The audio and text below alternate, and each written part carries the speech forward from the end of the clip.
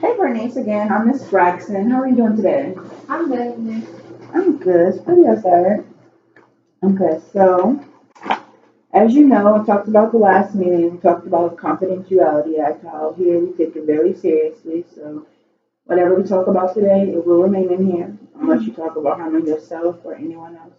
And I am mandated by law to report it. Okay. So did anything change since our last meeting? Well, recently I just lost my job at the shipyard. I work at a farm as well, but the income with that is not as much as I was getting at the shipyard, so I'm not really getting many hours at the farm either. So what happened at the shipyard? Tell me a little bit about that. Well, they pretty much laid off some painters. I was one of them, unfortunately. So that kind of left me out of job. I'm the only one in my household with income, so I'm kind of in a rough spot right now. So how does that make you feel? Disappointed. Disappointed. And sad because being that I'm the only one with income in my home, I don't know how else I can support my family. I have kids and I have grandkids that live with me, so I don't know what else to do. I see here you have 6 children and a grandbaby living in the house, correct? Mhm. How old is your grandchild? One. One. Mhm. How old is your oldest child? I'm sorry if you don't. Oh, you're fine. My oldest child is 16. Your oldest child. And so does she help with the grandkids and does she help run everything in the home? Yeah, but I don't want her to because she's in school. I feel like that should be me. That should be my job. I don't want her to have to deal with that, you know? So all your children are in school right now. Okay, that's good.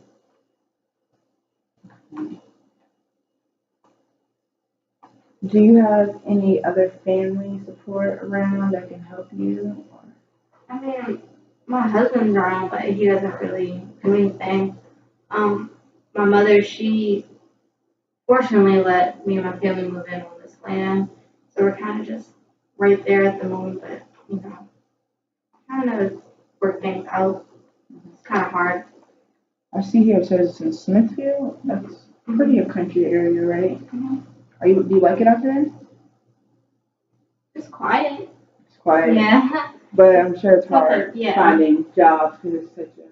Yeah, everything's spread out. So. Do you have transportation? Yes, but there's some things going on with that. And it breaks down every once in a while, but we get it working somehow. Does your husband, you say he does not work? Okay, so you had all the money in the family. You did that. Okay, I understand. That can be stressful.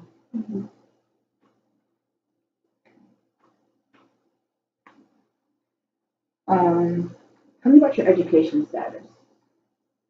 Well, I didn't get to go to like college and things like that. To go to my education and everything. So I kind of depended on this job to help support my family, and being that I had kids, that's a lot more responsibility. Responsibility. So what am I going to do? Like going to school and handling that at the same time, going to work. So it's just a lack of education. Okay, so did you get your diploma, GED, and I where got did you my stop? I got my high school diploma. That was it. But I didn't do really good in school. So, That's but I okay. would like to go back. That is okay. You have farther than some people, so at least you did get a diploma. That does help. Okay. Let's talk about your economical. I mean, I'm sorry. Let's talk about um your other job. You said you work. Where were your 2 jobs? I worked at the shipyard where I just got laid off from, and then I had a job. I was working on the farm. So what did you do at the shipyard? I just did painting. Painting. Did you enjoy that? I mean, I guess not really. I mean, I just paint all day. That's it. But it brought in the money, so I can't complain. How much were you receiving there? About $12.50 an hour. Okay. And you worked full time, correct? Yes. What time did you go in? 6 o'clock to about 7 o'clock in the evening. Okay. So when you got off work for your children, They're pretty much getting ready for bed, so it was hard. I never got really to see them until it was time for bed. So when I get home, I'm tired, you know. So my kids and my husband, they pretty much kept up with the house and with each other and everything while I was out work, kind of bringing the money, pay bills and things like that. How does your children feel about that? Do they complain? Do they say, change? From going from job to job, is it a big transition between your relationship between you and your children, or are they understanding? I think with them, it's more just quality time with me and them. They understand what I'm doing, but they miss their mommy, you know. So I understand. I understand. I have children myself. What about your husband? Does he complain? Does he? he doesn't really contribute. I mean, I don't complain that he doesn't, but it'd be nice for him to, go out there and try, but he doesn't even try. So it's like, well, I'm the only one. What about his education? He doesn't really have it either, and I think that's why. But still, for me, you have a family to take care of. Also, I can't be the only breadwinner in this. I understand. It should be. So you said your mother-in-law gave you the land. Mm-hmm. Okay, does she help you financially?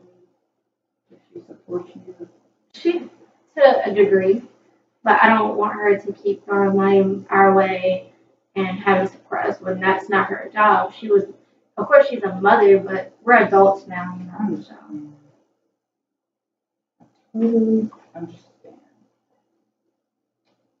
Um, so is your husband, does he want a job, or is he just taking care of the children while you're at work? It's pretty much him just taking care of the children. Like I understand it. I understand it then when I was working at the shipyard, but now neither one of us have a job, and we can't keep depending on his mother to keep helping us. It's not even so much sure he offered us land to stay on, but now we have to do our part and contribute the other half. I see you there stereotypes. Are people bothering you? Yeah, I hear things here and there. I've had someone not directly say it to me, but I've heard it like across the way, call me white trash. Really? That's not nice. Yeah, just things like that. I mean, I try to ignore, but like still that hurts because a lot of people, well, not a lot of people, but like some people know our situation. Like people just like lurk around and they know things that you don't want them to know. Mm-hmm. So. Yeah, nosy people. I'll say you're doing pretty good. You have 6 children, you have grown children, you're working, you're a beautiful young girl. Keep up the good work, We all go through things. So while we were talking, from the other meetings, I constructed an eco-map. Are you familiar with eco-map is? Not exactly. I've heard of it, but not really know. Okay, so basically, an eco-map basically sums up your life, and it tells me and the client of what happened in their life and how you are who you are today. So the things that happened in your life formed you and molded you to who you are today. So you can take a second, you can look at it. As you see right here, that's you and your age, and I put the circles right here. Mm-hmm. And so, like we talked about today, you told me your education. You had like education. You did get your college degree, so that is good. That's something you should be proud of, because some people don't get to finish school because they had children. You had 6 children and you still finish school. That's definitely a good thing. You live in the country, so I understand that it could be hard in job placements. It could be hard, but it's gonna be okay. The stereotypes, I would try to ignore that. Don't let that get to you, because you're gonna be okay.